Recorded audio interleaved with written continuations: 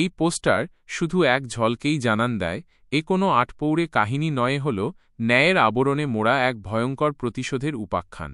পোস্টারের কেন্দ্রে যিনি দাঁড়িয়ে, তার সর্বাঙ্গে রক্তের চিহ্ন, হাতে ধরা সেই ভয়াবহ হাতুড়ি, চোখে তার পুরু চশমার আড়াল, মুখে ঘন দাড়ি, আর মুখাবয়বে খেলা করছে ইস্পাত কঠিন সংকল্প আর চাপা ক্রোধ।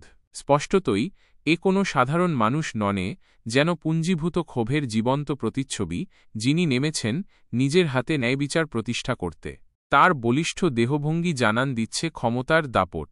পায়ের কাছে লুটিয়ে পড়া মূর্তিটি বুঝিয়ে দেয় প্রতিপক্ষকে তিনি বসে এনেছেন বহু আগেই। এই ওষার একই সাথে বিজয় ও কর্তৃত্বের প্রতীক। পোস্টারের গাঢ় নাসোয়েন রং এক শ্বাসরুদ্ধকর থ্রিলার আর প্রতিশোধের আবহ তৈরি করেছে।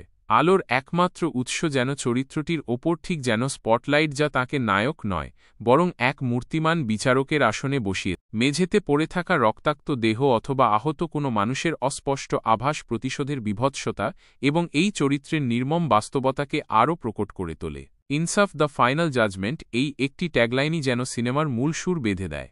এখানে জাজমেন্ট কোনো আদালতের রায় নয়, এ হল ব্যক্তিগত আক্রোশ আর ক্রোধের আগুনে পোড়া এক বিচার। চরিত্রের পোশাকও বড় তাৎপর্যপূর্ণ। শুভ্র বসনে রক্তের দাগ যেন এক নির্দোষ মানুষের ধীরে ধীরে অপরাধবোধে নিমজ্জিত হওয়ার প্রতীক। আর পশ্চাৎপটে পুরনো গুদামঘর কিংবা বন্দিশালার মতো যে দৃশ্য, তা যেন সেই স্থান যেখানে বিচার হয়, তবে কোনো নিয়মের তোয়াক্কা না করে, কেবল শক্তির দাপটে। এক কথায় এই পোস্টার দর্শককে জানায় সিনেমা এক সাধারণ মানুষের গল্প, যিনি ন্যায় প্রতিষ্ঠার কঠিন পথে নেমেছেন তার বুকের ভেতর জমা ক্ষোভ, গভীর বেদনা আর নৈতিক দ্বন্দ্ব নিয়ে। আর তিনি ইনসাফ দেবেন, হ্যাঁ, তিনি ইনসাফ দেবেন, তবে তার নিজস্ব নিয়মে।